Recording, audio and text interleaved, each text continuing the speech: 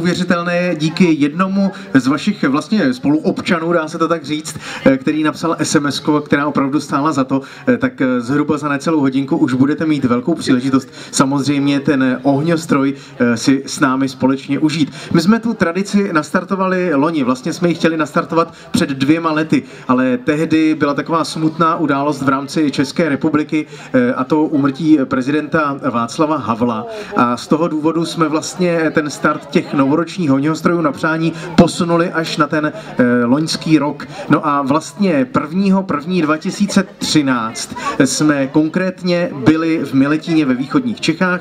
Tam totiž místní hasiči zasahovali v Miletě, konkrétně v Hořicích, jestli si vzpomínám dobře, a vlastně těmto hasičům jeden další posluchač zase z úplně jiné vesnice chtěl věnovat ohňostroj na přání. No a pan starosta nám tam tehdy říkal, že vlastně tolik lidí se na Nový rok sešlo, možná tak v roce 86. Tak já doufám, že to bude podobné tady, protože jsme pozvali přes vysílání Rádia Blaník přes frekvenci 106.5 FM co nejvíce posluchačů, aby se za námi přišli podívat sem na fotbalové hřiště do Drouškovic. No a Drouškovice tedy budou v pořadí druhé, kam tedy posíláme ohňostroj na přání. Ohňostroj, který bude vlastně připraven na 2 konkrétní písničky. Jedna z nich je Happy New Year od ABBY. S touto písničkou každoročně celých vlastně 14 let a teď už 15. rokem začíná vysílání Rádia Blaník na Nový rok. To je naše taková tradice. No a hned potom zazní taky hymna Blaníku, ta historicky první, kterou zaspíval Petr Spálený, Koukej, nad Blaníkem svítá. Vás, kteří jste přišli, tak čeká tedy jeden hezký takový vizuální zážitek i doprovozený hudbou. Já doufám, že všechno klapne a všechno bude fungovat, bude to za necelou hodinu. Taky vás seznámíme s panem starostou, seznámíme vás s posluchačem, díky kterému je Rádio Blaník tady. No a k tomu všemu určitě tady pro vás máme ještě připraveno řadu dárků, takže každý z vás si předpokládám odnese nějaký ten dárek. No a hospoda, tady místní restaurace zareagovala taky naprosto skvěle.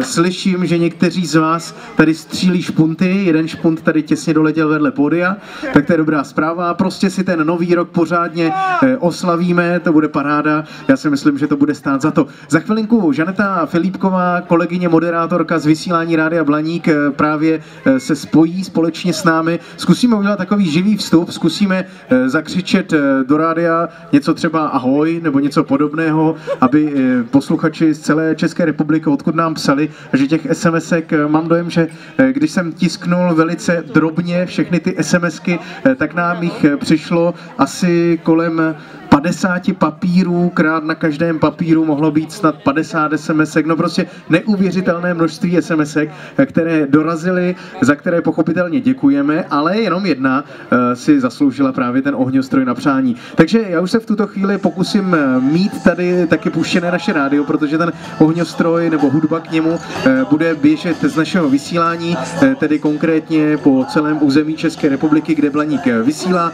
Je to celkem asi 30 vysílačů, které máme. Teď jsme nově začali vysílat na Valašsku, dokonce ze Vsetína nám došla zpráva, přijďte, bude to vlastně taková zahajovací akce a v kronice bude napsáno, že Blaník ve Vsetíně začínal, dnes se otvírala také na Svaté Markétě nahoře u Klatov v západních Čechách rozhledna. I tam jsme váhali, že vyrazíme, těch zastávek po celé České republice a těch pozvání bylo neuvěřitelné množství, ale oslava 700 let Drouškovic si myslím, že bylo to co nás nejvíc zaujalo, takže dnes to tady tak pořádně budeme slavit. To znamená, kdo máte šampaňské, klidně si ho otevřete už teď, pojďte si užít tu hodinku, no a za chviličku, co za hodinku, za necelou hodinku už si dáme ohňostroj na ty 2 skladby přímo od Rádia Blaník. Jak si všímám, lidé se pořád sjíždějí, to je dobrá zpráva, hospůdka otevřená, takže zareagovala správně, takže pokud chcete, tak určitě nějaký ten svařáček by tam mohl být. No a za chvilinku už dáme živý vstup do vysílání. Drouškovic, kde se uskuteční ohňostroj na přání. Ohňostroj na přání. Od Rádia Blaník.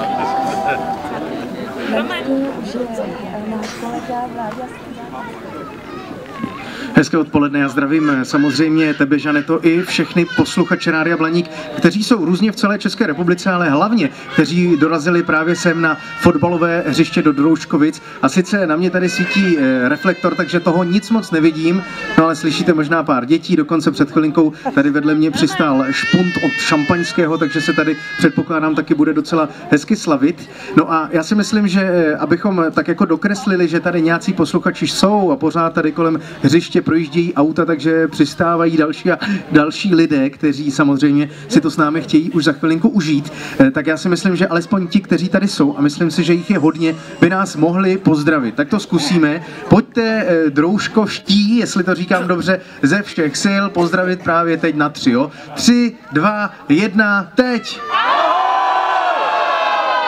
No to je dav.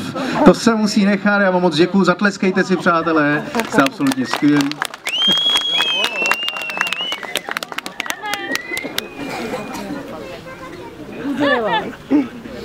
Výborně, a my se budeme těšit, až to, Žaneto, odpočítáte přesně ve studiu, no a my to tady všem pěkně ukážeme. Takže kdo ještě jste v okolí a máte třeba chuť a čas, přijďte do Drouškovic, my jsme tady na fotbalovém hřišti a užijeme si novoroční ohňostroj na přání. Díky jednomu posluchači, který se jmenuje Dušan Zemko, a já doufám, že ho za chvilinku uvidíme i naživo.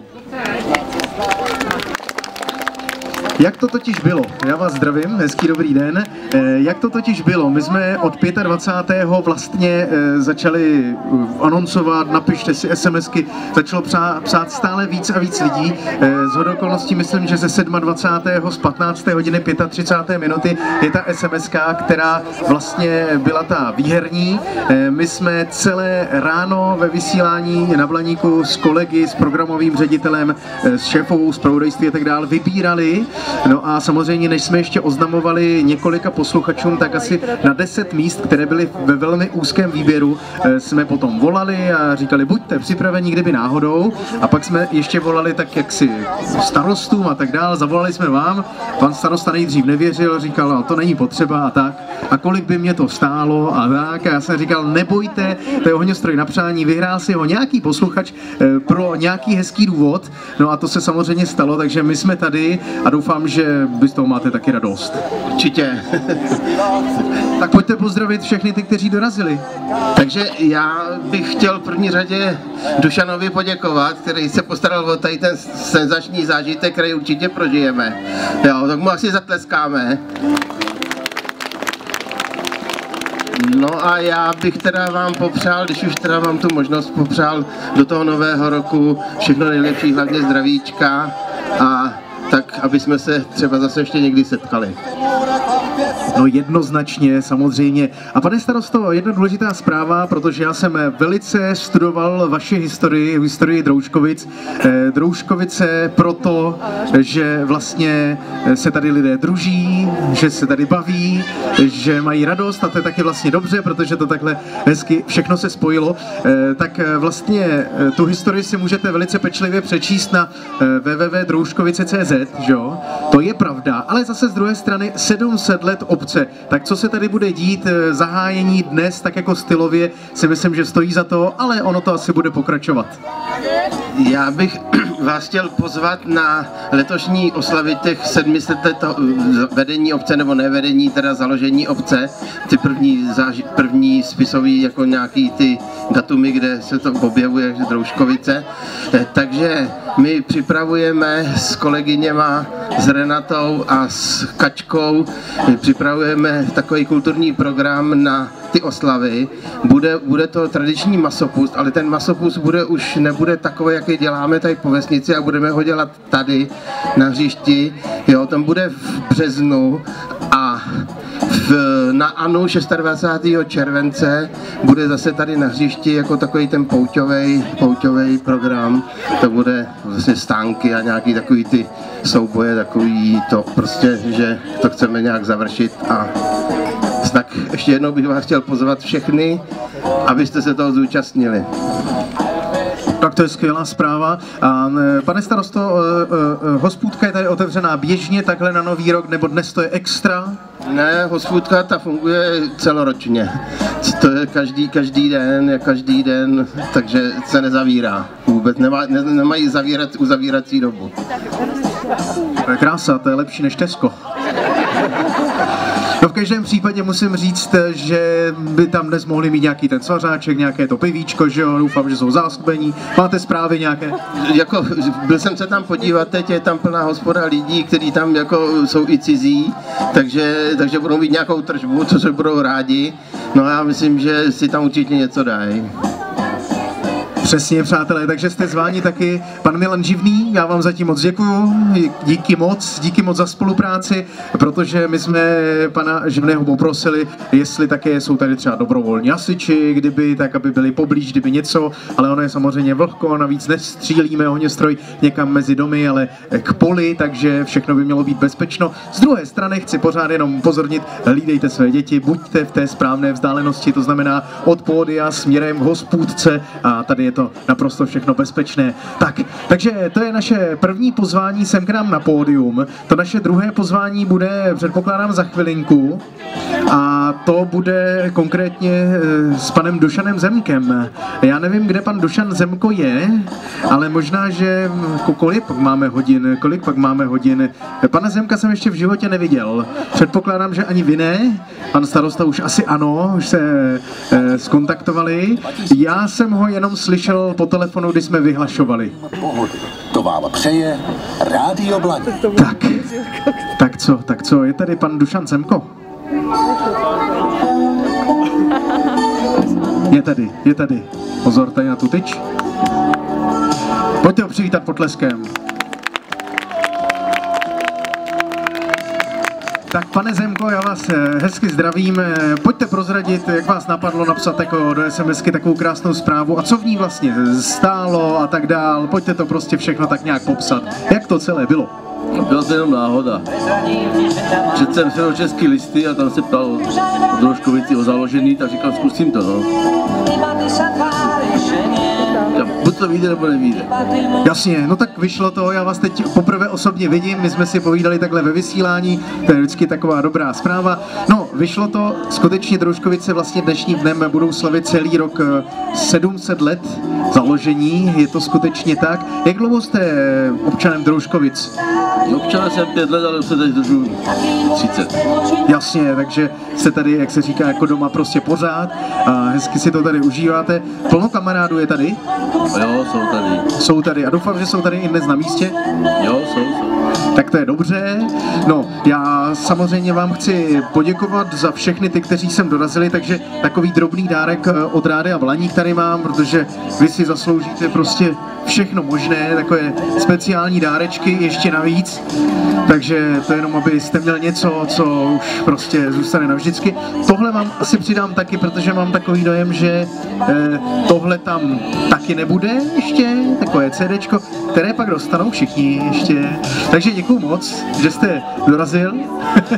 Užijte si to z bezpečné vzdálenosti, prosím, protože díky vám to tady je. Pan Dušan Zemko. Jo. On je živý, z masákostí, je reálný, takže nic jsme si nevymysleli, opravdu šlo to velice poctivou cestou a musím vám říct, že to bylo velice náročné vybrat, protože někdy jsme tam četli naprosto srdcerivné příběhy, dokonce třeba ve Stříbrné Skalici byl nejmladší horolezec, vlastně horolezec postižený, nevidomý konkrétně, a tento horolezec vystoupal na nějakou velkou horu, tak někdo z posluchačů mu tam přál třeba, aby to bylo v jeho upomínku, na jeho oslavu, někde to bylo zase Květinové město, že získali takovou cenu. Obec Středočeského kraje se nám hlásila, byli jsme, nebo mohli jsme vyrazit třeba do Dolních Dunajovic, dokonce na Znojemsko třeba, mám dojem, že tam byl i Mikulov, těch zastávek bylo skutečně velmi velké množství, ale já si myslím, že Drouškovice prostě si to zcela jistě zaslouží právě proto, aby si připomněli, že opravdu od dnešního dne se slaví 700 let. No a přátelé, my tady pro vás máme jeden takový speciální dárek, takže já poprosím možná i kolegy, Jirku tady, aby jsme to zkusili tak jako rozdat tady před pódiem, ale nebojte, máme tak dostatečné množství, že se nemusíme vůbec nějak mačkat. ale pojďte si taky pro nějaké to CDčko. Opravdu pomalinku, nebojte. Ale chceme vám rozdat CDčko, abyste měli na památku každý. Abyste ještě tak jako měli nejenom zážitek ten vizuální, ale abyste měli i třeba něco, co se dá potom celoročně poslouchat. Tak, výborně. 3, 2, 1.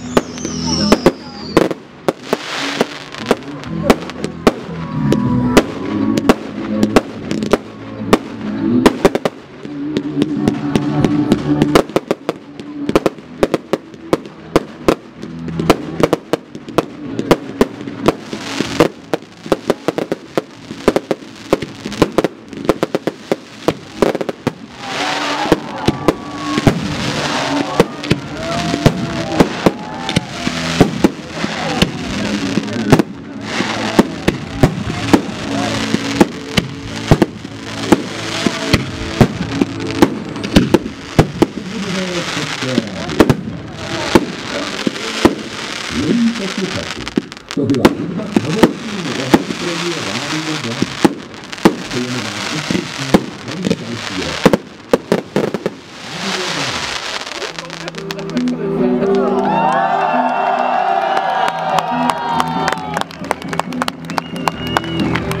Ano, přátelé, tak to bylo novoroční ohňostroje a přání od Rádia Blaník. My moc krát děkujeme, že jste přišli. Jsem to úžasný, díky za ten potlesk. My to budeme přenášet i tam dozadu a rozhodně si na to ještě budete moci podívat třeba na našich webových stránkách. Takže mějte úspěšný rok 2014, ať ho máte všichni